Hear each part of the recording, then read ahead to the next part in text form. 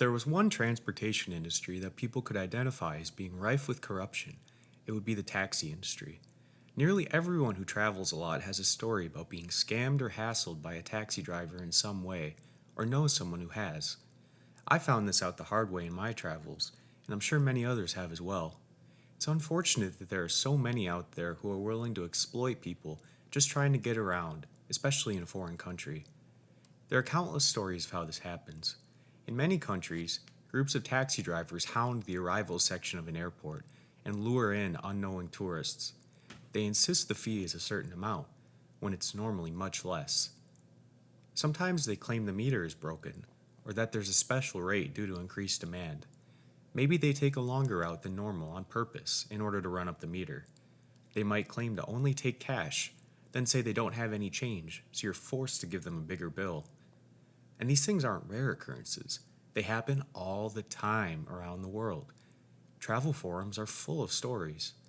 So why isn't there a bigger crackdown on taxi scammers like this? Let's look at a specific example. I learned the hard way about taxi scammers when I arrived in Rome late one night at the airport. The trains had stopped running for the night, and the only way to get into the city was via taxi. It was nearly midnight, but when I exited the airport, a group of several taxi drivers were hanging around outside. When they saw me, they instantly pounced and started offering me a ride. I knew about taxi scams at this point, so I was trying to negotiate a reasonable rate before getting into the cab. The guys all insisted they spoke little English, which shouldn't be normal when your whole job is driving around foreign tourists. On many cabs, it said the highest rate they could charge for a ride from the airport into the city was 55 euros. The cab driver, of course, quoted me 70 euros, or nearly $80 at the time, for just a 20-minute drive into the city, making up some excuse that it was a special fare due to how late it was. He didn't speak English, but of course he knew how to say that. Later on, when I angrily looked up why Uber wasn't in Italy, I found some interesting results. The search box was full of stories of Italian taxi drivers going on strike, even blockading cities, to protest allowing rideshare apps in the country. The Italian taxi unions regularly lobby in government, and so far they've been successful.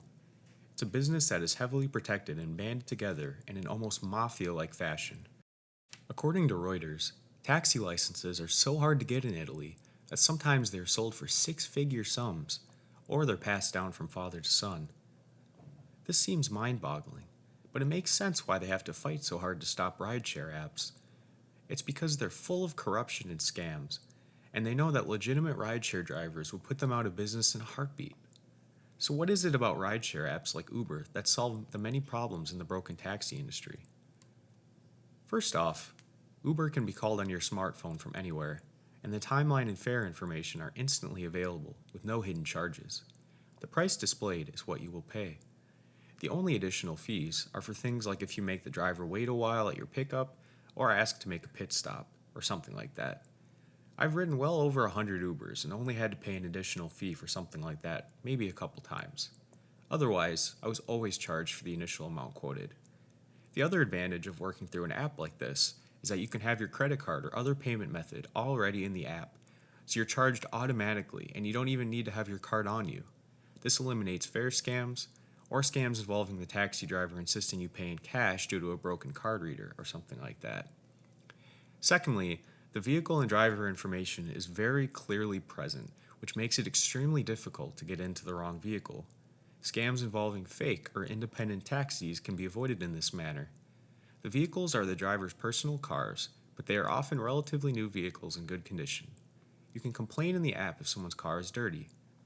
I've been picked up by brand new cars and even Teslas many times. It's much better than an old taxi cab. The drivers themselves are also subject to safety checks, including background checks, and Uber often requires a vehicle inspection as well, in addition to proof of insurance and driver's license and such like that. Safety is clearly important to Uber, as in recent years, they've added additional safety features. You can swipe to call 911 directly in the app. There's also a detection system that reaches out if anything out of the ordinary is detected. Uber also maintains their own commercial auto insurance and has a call center that's staffed 24 hours a day for possible issues. In terms of personal information, it keeps phone numbers private and conceals addresses from drivers after trips. But the most important thing at the end of the day is pricing. I've been quoted nearly $60 for rides that cost only $30 on Uber. It's consistently much cheaper and more reliable than a traditional taxi. The taxi industry is struggling immensely, and it should. It deserves it. It seems clear that the best way to deal with the rampant corruption was to offer a viable alternative. It's important that apps like Uber continue to grow in every country around the world. Some places don't have public transit like trains or buses, and getting car rides is the only way to travel longer distances. To be forced to submit to a predatory taxi driver is an unfortunate way to ruin a trip. Of course, Uber isn't without its challenges either. The company itself is struggling to stay profitable. But regardless of what happens with them specifically, the basic concept is still the same. Whether it be Uber, Lyft, or another rideshare app that pops up, this was necessary and important for this area of transportation, and we must continue to advocate for it into the future.